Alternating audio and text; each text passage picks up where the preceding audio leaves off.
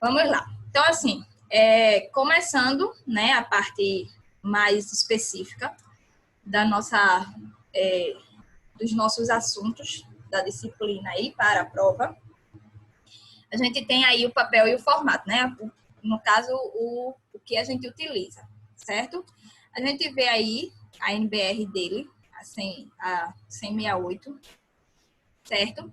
E aí, a gente, essa NBR, né, nos coloca, como eu falei mais anteriormente, que a gente utiliza o papel ISO da família A, tá? Lembrando que é aquela família da Alemanha e tal. Então, essa família aí é a que a gente utiliza, que é a padronizada. No caso, é o tamanho máximo, entre aspas, para a gente utilizar, né? É um tamanho padrão. E aí a gente pode fazer o quê? Não, mas aí, professora, eu quero fazer a utilização de um maior que o A0, porque o A0 é o nosso papel maior, né? E o que é que eu faço? Não, aí você pode dobrar esse papel A0, né? Então, tudo vai ser em função, a gente vai tentar colocar sempre os nossos projetos em função deste tamanho aqui, destes tamanhos, né? Para que a gente consiga padronizar, inclusive, as dobras. Mais para frente a gente vai ver as dobras, como a gente vai arquivar esses projetos, tá? Então, a gente tem, aí não precisa decorar todos os tamanhos, certo? O que a gente precisa saber? A gente não é decorar, é saber. É saber que o papel A0 é o nosso papel mãe, tá? Que é 841 por 189. E todos os outros vão derivar a partir dele. A gente vai pegar a medida maior dividido por 2. Medida maior divide por 2. A medida maior e divide por 2. Sempre vai ser assim a nossa formação da tabela do papel, certo? Da família A. Então, a gente não precisa decorar todas as medidas. A gente precisa se entender que o papel A0 é o papel que dá o papel mãe, como eu chamei ali na outra revisão. E aí, ele vai dando todos os outros papéis, tá? A formação da família vai ser sempre a partir do A0. Então, aí a gente vem, deixa eu passar aqui. Pronto, aí a gente vem para a ilustração que mostra o A0 e a divisão que vai dando a partir desse A0. A partir do A0, que é o papel maior, vem o A1, A2, A3, A4, a gente chega até o A10. Mas para nós, dentro da nossa representação, certo? O menor papel que a gente utiliza é o A4, tá? Porque o A4, ele nos coloca para a organização de guarda, certo? Ele é melhor porque aí a gente pode colocar dentro de uma pasta, fazer a encadernação. Então, normalmente, o nosso menor papel que utilizamos é o A4, tá certo? Então, aí a gente, passando por isso, vamos chegar a partir do carimbo, tá? A parte do carimbo. E aí a gente coloca no papel. Normalmente a gente utiliza manteiga, porque o manteiga é um papel transparente que a gente, para o nosso manuseio fica melhor. E aí a gente vem para o carimbo, tá? A partir de que a gente escolheu o papel para representar o nosso projeto, a gente deve fazer o carimbo e as nossas margens. O carimbo que vocês precisam saber sempre é que ele vai ficar sempre no canto inferior direito, certo? E é onde vai ter a legenda e a titulação dos desenhos, tá? Então, essa legenda é o seguinte, o canto inferior direito é onde ele vai ficar sempre, porque dessa forma, quando a gente arquivar, a folha ele vai ficar exatamente na folha de roxo, ele vai ficar na parte de frente para o arquivado, certo?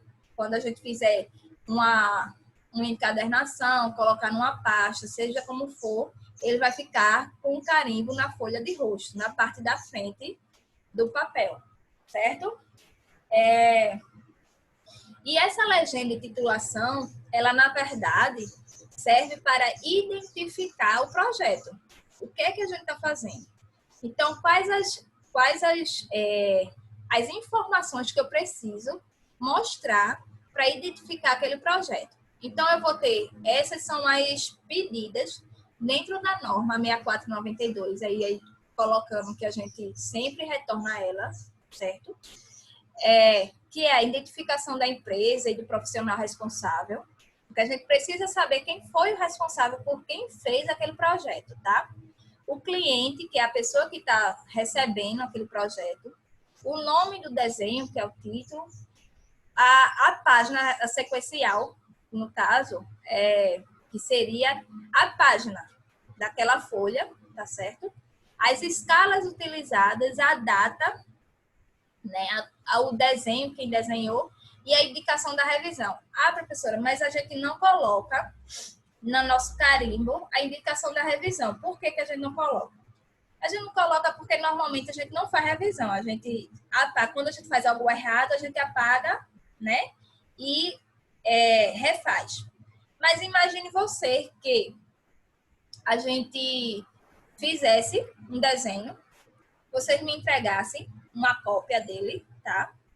E aí, uma cópia que não pudesse mais ser modificada, certo? Ou então vocês fizessem esse projeto todo a caneta. E aí vocês me entregam e eu vi detalhes errados, tá? Ou detalhes que não era dessa forma, etc. E aí eu fiz, gente, aqui ela, na verdade, a porta não é para dentro, é para fora. Essa janela não é aqui no meio, é no canto, certo? Enfim, eu faço algumas alterações. Fiz essas minhas alterações, o que é que você vai ter que fazer? Você vai ter que refazer o projeto, porque você fez por caneta. Então, no momento que você refez, se você não mostrar, né, não colocar qual é aquela revisão, aí mais para frente você terminou aquele projeto e misturou com aquele antigo, certo? Que eu fiz as modificações. Aí fiz outra revisão, você botou na mesma pasta, colocou na mesma pasta. Mais para frente você já tem 4 revisões e você não identificou qual aqui é a última, certo? Então, se você não identifica, você não vai saber qual a última versão que você está utilizando. Para isso, a gente indica a revisão, tá certo? É para a gente saber qual a última revisão, qual a última versão que está sendo utilizada daquele projeto, tá? E isso aí entra revisão de cliente, exigência de prefeitura, tá certo? Então, se eu tiver uma exigência da prefeitura e ela me modificar algum cômodo, às vezes ela modifica cômodo mesmo. E aí eu tenho que fazer essa modificação. Se eu não identificar qual a revisão daquela exigência, eu não vou saber, eu vou acabar misturando qual a exigência que eu fiz, qual que eu não fiz. E para isso serve a indicação da revisão, tá certo? E aí a gente vem as divisões da folha, lembrando que o carimbo foi... Uma pequena dúvida. A senhora, num determinado momento lá na sala de aula, a senhora passou para a gente um desenho com essas indicações das medidas e desses textos de identificação do cliente, de título do desenho. Agora, isso é flexível ou é essa ordem que tem que seguir? Mesmo que, por exemplo, você não use o espaço lá da revisão, você vai usar a autoria do desenho, mas não teve alguma coisa. Isso tem rigidez nessa ordem ou isso é flexível? Veja, essa daqui, essas letras aí, até H, no caso, né, que são 5, 8 letras, né, elas são pedidas pela norma, certo? É tanto que, quando a gente faz o nosso carimbo, a gente tem a Unimbra, que seria a empresa responsável, o cliente, que sou eu como professora, o título do nosso desenho, quem fez o desenho, que foi vocês, né? A gente coloca a data, a gente coloca a sequencial, só não colocamos a escala, né? E a indicação da revisão, porque, como eu disse, a gente não faz essas modificações. Mas isso aí, vamos dizer que Certo, seria um ok. mínimo para que o projeto seja identificado, tá certo? Por isso que eles colocam na Ok. norma, que aí é como se fosse o mínimo para ser identificado, tá?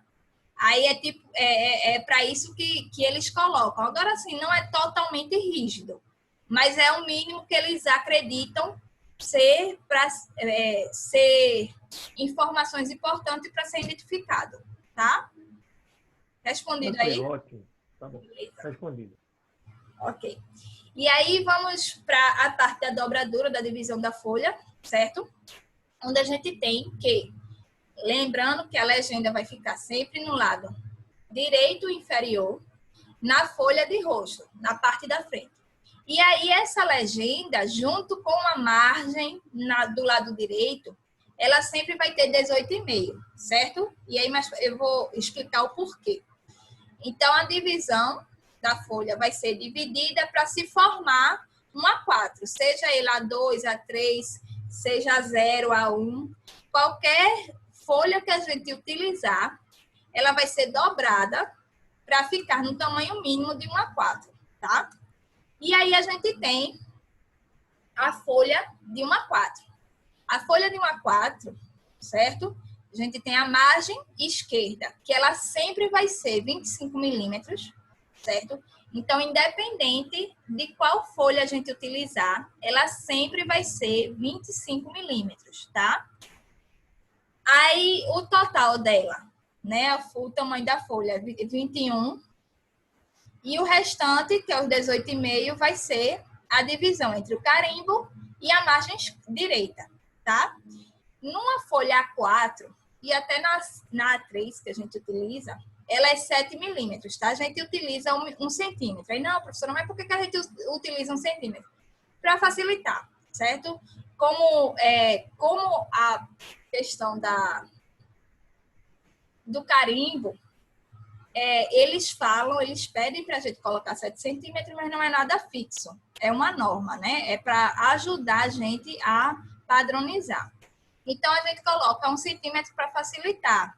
Mas, pela norma, a gente tem 7 milímetros aqui, principalmente na A4. Agora, se a gente fosse fazer em A4, aí a gente colocaria 7 milímetros. Por quê? Aí é questão só de raciocínio, tá? Se eu tenho um papel que ele é menor, certo? Como ele é menor, o A4 é o menor que a gente utiliza, aí a margem vai ficar menor, que é para ter mais espaço de desenho, tá certo? Porque na margem a gente não vai poder utilizar para desenho. Por isso que o mínimo que a gente utiliza é 7 milímetros, tá certo? E aí, 7 milímetros, porque aí se for fazer até uma impressão, é o que a gente pega. E o A4, como ser menor, aí ele vai ficar 25 milímetros na margem esquerda, que é onde a gente faz a encadernação, a gente coloca a pasta, certo? E 7 milímetros na margem direita. Nas demais margens, né? Tanto na direita quanto a superior e inferior, 7 milímetros. E o restante é o de carimbo, né? Que aí, no caso, é 7 milímetros diminuído por 18,5. Aí dá 17,8. Ok? Aí, esse, no caso, o carimbo ficaria 17,8. 17 centímetros, 0,8 milímetros, tá? Mas lembrando que sempre 25, e aí o restante vai ser a divisão entre a margem esquerda, a margem direita e o carimbo. E ele deve ficar sempre visível com aquelas informações que a gente falou lá a respeito do carimbo, certo? E aí a gente vem falando a respeito das técnicas. Até aí eu acho que está tranquilo, né? A respeito das técnicas. A gente tem técnica, isso dentro da norma, tá? O de desenho à mão livre, que é o croquis, e ainda em estudos preliminares, a gente pode fazer algum desenho à mão livre. E o desenho por instrumentos, que é o anteprojeto e o projeto executivo, tá certo? Vou sim, o slide vai ser disponibilizado, certo? Eu acho que já está lá, inclusive, no Classroom, certo? Então, a gente tem o desenho à mão livre e tem o croquis, né? Desenho à mão livre, que é croquis, e os estudos preliminares, que são aqueles que a gente faz para ter uma ideia, fazer o partido e etc. E o desenho por instrumento é justamente no anteprojeto e o projeto executivo, que é onde a gente vai colocar todos os detalhamentos, certo? Para a obra, ok? E aí eu coloquei um detalhe, que o desenho arquitetônico é uma expressão, certo? Verbal ou escrita. E aí um detalhe, verbal ou escrito, certo? A gente pode tanto fazer, a gente tem tanto informações de desenho, informações gráficas, tá? Como informações escritas. E aí eu coloco o seguinte, que, por um exemplo, quando eu coloco a minha cota lá, que aí a Oliver até estava falando, mas professora, no desenho tá dando 5 metros. E a minha cota tá dando 5,10, certo? A linha de marcação das margens. Tem a margem, a linha de marcação da margem, ela é grossa, tá certo? A gente faz ela grossa e o carimbo, ela fica médio, tá? O carimbo é médio e a margem é grosso, certo? A grossura dela é de 0,6 a 0,8 da margem e a da linha do carimbo mesmo, propriamente dito, ele é 0,4, que é médio. É uma espessura média, tá? Então, assim, a cota, por um exemplo, seria uma informação escrita, certo? E já a parte seria informação escrita. E a parte gráfica, né? Porque aí tudo se completa. A gente tem a parte gráfica, que seria propriamente dito o desenho, a parte escrita do desenho, que é as cotas, os nomes dos ambientes, um quadro de esquadria, certo? E ainda tem uma escrita extra, que a gente considera os memoriais justificativos, certo? Mais para frente eu vou falar mais um pouquinho sobre eles. E aí tudo isso se complementa para formar o desenho arquitetônico, tá?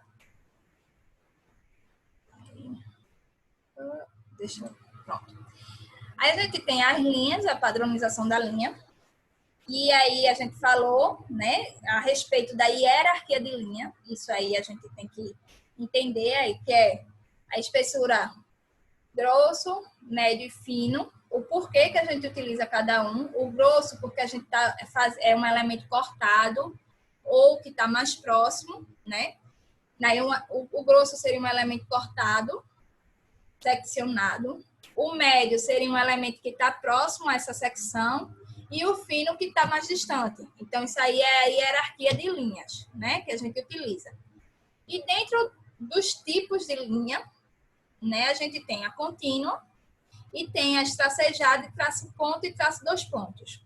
Aí eu vou falar o seguinte, que a tracejada é o que a gente mais utiliza após a de linha contínua, porque a tracejada a gente coloca sempre o que interfere no desenho, lembrando que é o que interfere no desenho, mas está acima do plano, certo?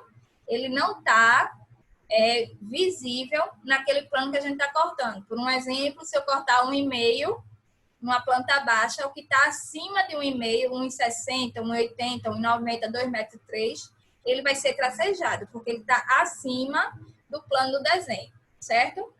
A trace ponto, com a espessura grossa, né? Larga, ele vai ser para o corte, para indicação de cortes, certo? Que a gente fez lá na planta baixa. A gente indicou um corte e aí a gente faz ele grosso, certo? E aí a gente tem o eixo de simetria e tem esse outro aqui, ó, que eu nem marquei. Que esse outro aqui, traço com 2 pontos estreita, fininha, ele é mais... ele é muito mais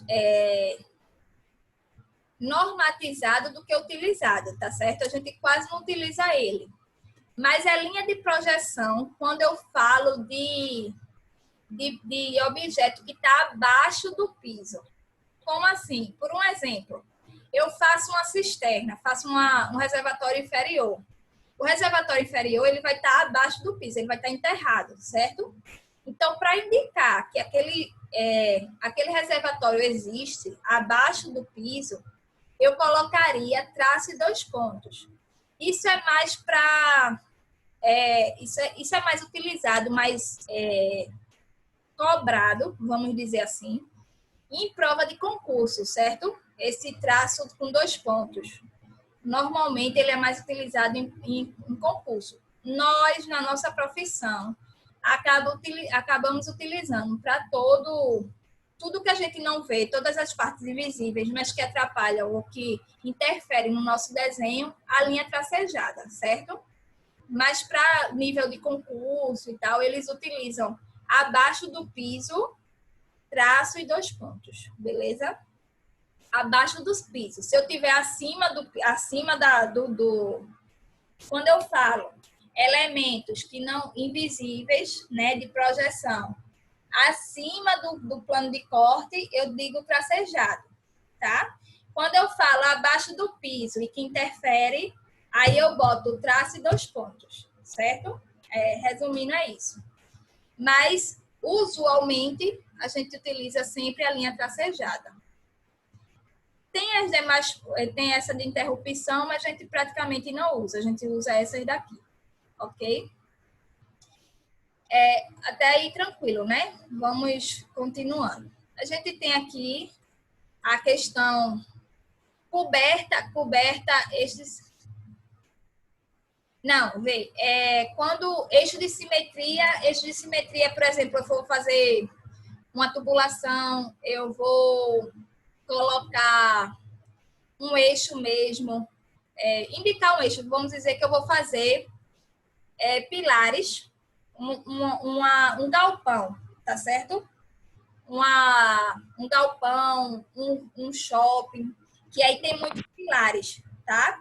Aí, como tem muitos pilares, aí eu posso fazer um eixo de simetria desses pilares para colocar um eixo indicando na planta para poder depois eu fazer secções de eixo a eixo, por um exemplo, certo? A questão da cumieira, ela seria uma projeção normal de tracejado, porque ela estaria acima a cumieira está acima do meu corte de secção da planta baixa, tá certo? Aí, por isso que ela seria um tracejado normal. Esse eixo de simetria é mais quando eu fosse fazer um pilar, colocar um eixo de pilar, certo? É mais nesse sentido aqui. Eu acredito que eu devo ter algum projeto. Se eu tiver, mais para frente eu mostro. Quando a gente terminar aqui a aula, eu mostro. Acho que eu tenho algum projeto aqui que indica isso. E aí, a gente tem as escalas, certo? A escala, que é o desenho sobre o real, certo? Como eu falei, é a DR lá, a nossa DR. Ok? Aí a gente... é porque assim, quando eu abro o chat, ele vai ficar uma tarja preta, mas depois ele fecha, tá certo? Aí quando eu abro o chat de vocês, aí fica uma tarjinha preta, mas depois fecha.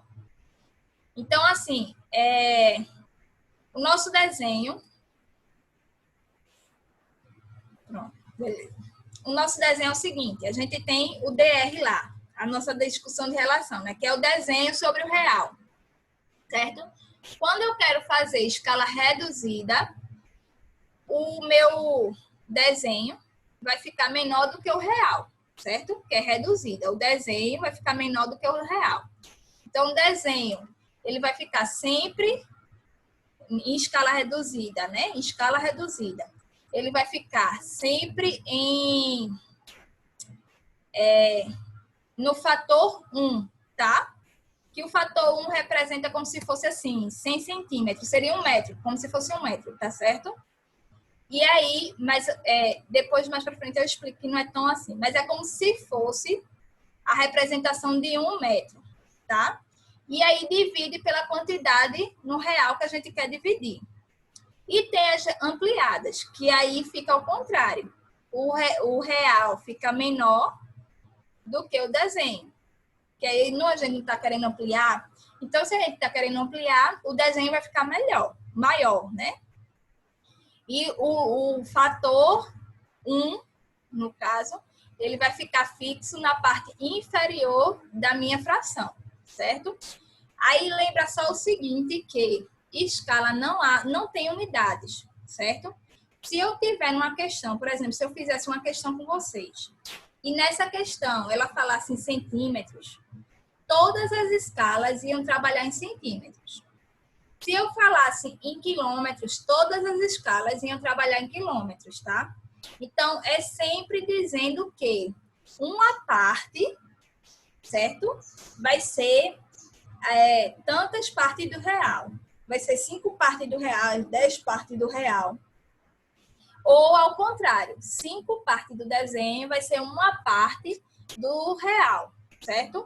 Isso depende da escala, se eu for fazer reduzida ou ampliada.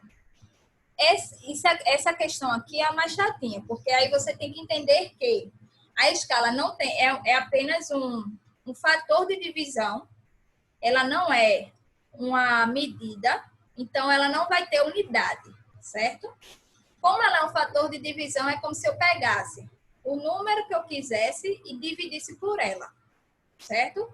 Então, aí, quando eu faço a minha divisão, por exemplo, 1 por 100 dá 0,1. Deixa eu pegar aqui.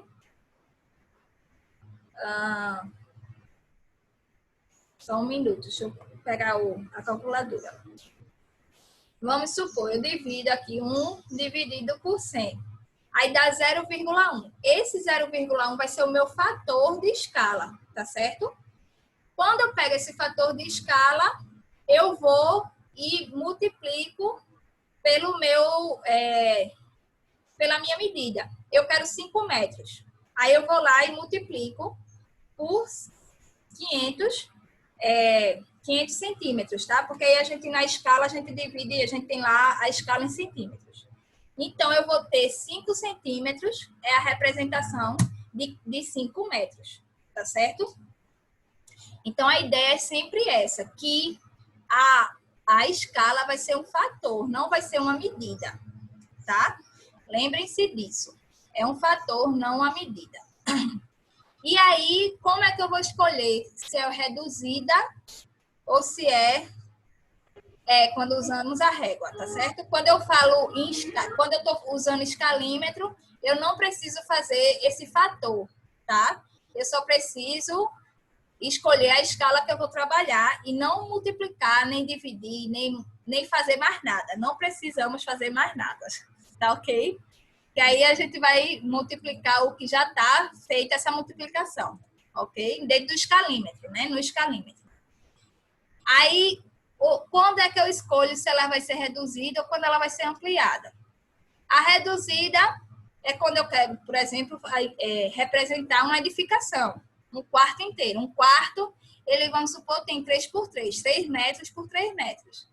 Se eu fosse colocar no papel, numa escala real, que a gente chama 1 para 1, né? Na escala real, eu teria que ter um papel de 3 metros.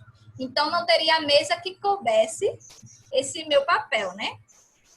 Por isso, eu vou reduzir aquele desenho, certo? Mas se eu for fazer, por um exemplo, aqui o detalhamento da minha maçaneta ou o detalhamento da minha fechadura, da porta do lado do meu quarto.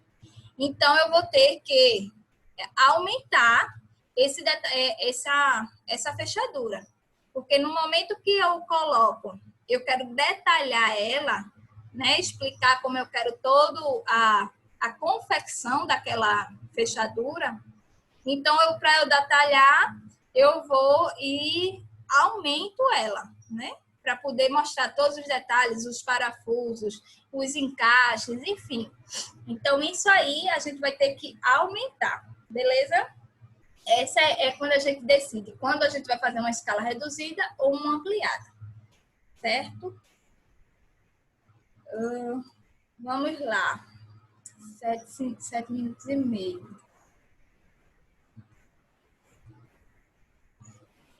Existe escalímetro para aumentar. E assim, a partir do teu escalímetro mesmo, a gente pode fazer. Agora a gente tem que fazer conta, né? Mas existe escalímetro para aumentar, existe escalímetro de... A gente utiliza o número 1, que é o de 1 para 50, 1 para 100, 1 para 25, 1 para 20. Mas tem o de engenharia, que é o escalímetro número 2, que é 1 para 500, 1 para 300, que eles utilizam, como eles fazem projetos maiores, né, de pontes, coisa maior assim do que a gente, como arquiteto, acaba que o escalímetro dele tem outras escalas, tá? E tem escalímetro para aumentar, tá certo? Aí, tipo assim, geralmente esses escalímetros para aumentar é em polegada, porque são desenhos mais para ou polegadas ou milímetros, que são desenhos justamente para detalhamento mesmo, tá certo? Quando você vai fazer, você trabalha com essa parte de ferragens e tal, aí geralmente é em polegada, porque aí polegada ainda é menorzinho, tá certo? Aí é esses escalímetros para aumentar. Vamos para a fase do projeto. Deixa eu só ver aqui. Pronto, e aí a gente fala na preliminar. Mas o projeto é o seguinte, a gente tem fases para construção de projetos, certo? Eu posso fazer projetos, né? Para eu chegar lá na minha construção, na minha edificação, lá na execução do meu projeto, eu passei por etapas, certo? Então, essas etapas são descritas dentro da norma 6492, certo? A primeira primeira etapa, é o programa de necessidade. Esse programa de necessidade é onde ele coloca ali a parte, o que é que o cliente quer, né? O que é que o usuário vai querer, qual o programa que referente àquele tipo de edificação. Por exemplo, eu não vou colocar uma cozinha ou uma cozinha, uma varanda gourmet dentro de um hospital, certo? Então, eu preciso fazer esse programa de necessidade, de caracterizar o empreendimento lá no iniciozinho para saber quais os ambientes que vai ter nele, quais os tamanhos que eu vou colocar. Então, esse iniciozinho a gente chama programa de necessidades, tá? E aí, nesse momento, a gente compõe, né, a parte, os documentos escritos e desenho, representação gráfica que compõe ele, certo? A parte de levantamento, aí tem a parte escrita de memorial, certo? Aí eu vou ler aqui um pouquinho. Tem o projeto, o objeto do estudo, a parte escrita, as leis que regem aquela área, normas, então tudo essa parte que você faz, esse levantamento eu estou sabendo, restam 4 minutos, eu já vou parar, já eu paro. Então, toda essa parte de levantamento de dados sobre o terreno, sobre o empreendimento, é nesse programa de necessidades, certo? E aí, dentro desse programa de necessidades, vai entrar o organograma, fluxogramas, esquemas, entre outros. Esse organograma e fluxograma é justamente a parte são desenhos gráficos, certo? Como tabelas, meio como tabelas, eu acho que eu tenho algum aqui, que ele mostra como iria funcionar o fluxo do projeto, tá? Sem realmente fazer o projeto. Então, a gente chama essa área aqui de não projetivos. Quando a gente voltar, eu mostro para vocês um exemplo de um organograma e um fluxograma, tá? Então, essa é uma etapa de projeto. A próxima etapa, dentro desse projeto, é o que estamos fazendo, tá? É o estudo preliminar. É tipo assim, a gente pega, faz já transforma aquele programa de necessidades num programa projetivo, certo? Numa etapa projetiva. E aí vai vir todas as plantas que a gente está fazendo. Planta, situação, locação, planta baixa, corte, fachada, certo? Além disso, pode vir um memorial justificativo, justificar o porquê que eu estou fazendo aquele projeto e por que ele é daquela forma, mas sem nenhum detalhe.